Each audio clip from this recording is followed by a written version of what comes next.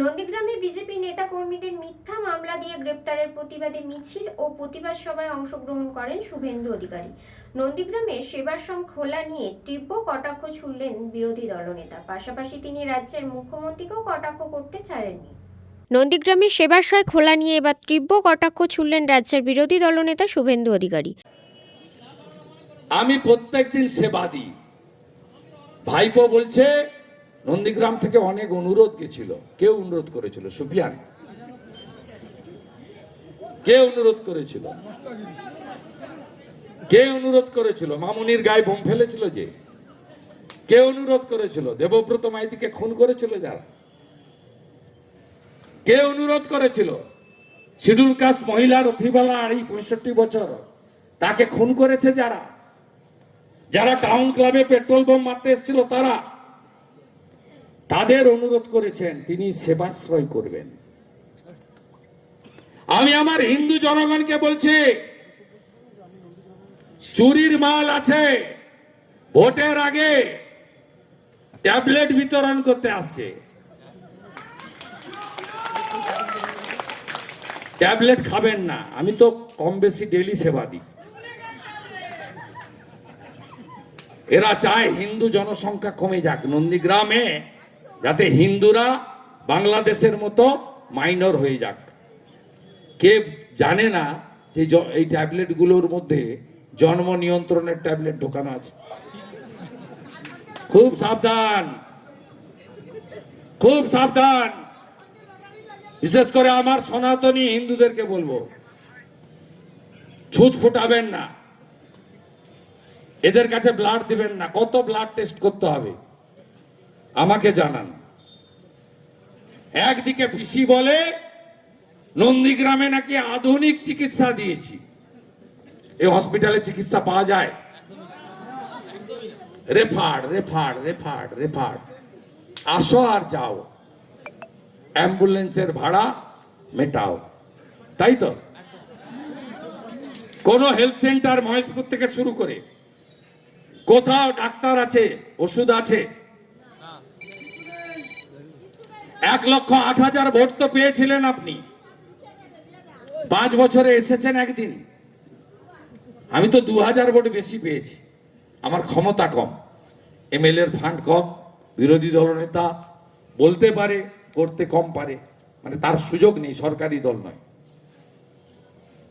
আপনারা আমাকে উৎসবে, বিপদে আপদে, আনন্দে দুঃখে কম বেশি দেখতে পান।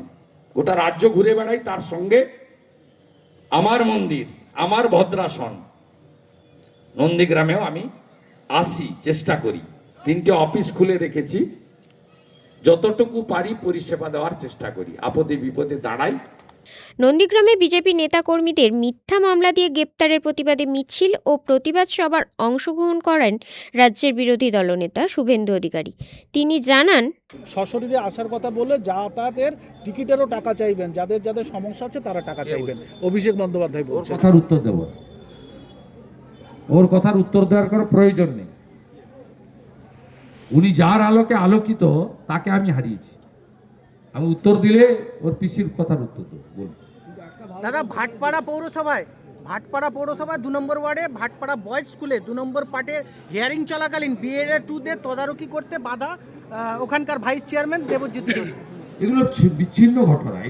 অ্যাকশন নিতে হবে ইলেকশন কমিশনকে, আর এসআইআর সুষ্ঠুভাবে না হলে ভোটার তালিকা বেরোবে না। পাশাপাশি এদিন রাজ্যের মুখ্যমন্ত্রী মমতা বন্দ্যোপাধ্যায়কেও কটাক্ষ করেন তিনি। নেবে না। পুলিশের কাজ তৃণমূল কংগ্রেসকে প্রতিষ্ঠিত করা, আর আপনি যদি তৃণমূল কংগ্রেসের লোক হন আর বিশেষ কমিউনিটির গুন্ডা টাইপের লোক হন, তাহলে পুলিশ ছোঁবে না। যেমন সিভিক ভলেন্টিয়ার উদয় রাও খড়গপুরে, তাকে পিটিয়ে মেরে দিয়েছে ওখানকার তৃণমূল কাউন্সিলর হাদি হোসেন এবং তার বাহিনী আজাদ। একজনও গ্রেপ্তার হয়নি। কালকে খড়গপুরে আমি প্রতিবাদ করেছি, তার বাড়িতে গেছি, মিছিল করেছি। এই সর্বত্র অসংখ্য উদাহরণ রয়েছে। এর সলিউশন একটাই, নন্দীগ্রামের লোককে দেখে শেখা উচিত বাংলার লোক।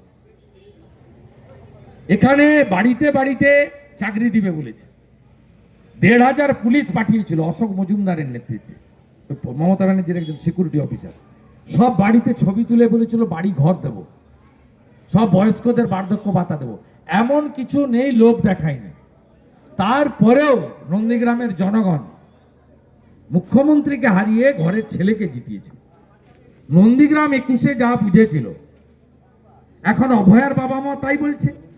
26,000-এর চাকরি গেছে, তারাও সেই কথা বলছে। এখন হুমায়ুন কবির, নৌসাদ সিদ্দিকীদেরও একই কথা বলতে হচ্ছে। তাই নন্দীগ্রাম গতকাল যা ভাবে, আজকে পশ্চিমবঙ্গকে তা ভাবতে হচ্ছে। আগামী দিন পশ্চিমবঙ্গ যদি নন্দীগ্রামের দেখানো পথে হাঁটে, তাহলে পশ্চিমবাংলার শিল্পে বলুন, কর্মসংস্থানে বলুন, এই দুরবস্থা হতে পারে না। নন্দীগ্রামে 2টো ব্লকে 30,000 যুবক পরিযায়ী শ্রমিক, জানেন? 30,000 যুবক। তার মধ্যে নন্দীগ্রাম 1 নম্বর ব্লকে 17,484 জন যুবক পরিযায়ী শ্রমিক হয়ে বিজেপি শাসিত রাজ্যে কাজ করে রোজগার করে এখানে পাঠান। যার মধ্যে প্রায় 10,000 মুসলমান ছেলে। তারা কোথায় কাজ করছে? বিজেপি শাসিত রাজ্যে, মহারাষ্ট্রে, গুজরাটে, অন্ধ্রপ্রদেশে, উড়িষ্যাতে, দিল্লিতে, হরিয়ানাতে, ইউপিতে। এই তো বাস্তব চিত্র। কিন্তু তারপরেও তো মমতা বন্দ্যোপাধ্যায় বলেন বাংলাকে গুজরাট হতে দেব। মমতা বন্দ্যোপাধ্যায় বলেন বাংলাকে গুজরাট হতে দেব। হ্যাঁ, এই জন্য তো উনি টাটাকে তাড়িয়েছেন। এই জন্য টাটাকে তাড়িয়েছেন, এবং সেই জন্য টাটা গুজরাটে চলে গেছিল। রতন টাটা ঠিক আর মমতা ভুল, এটা সবাই জানে। রঞ্জন মাইতির রিপোর্ট, খবর BCBS।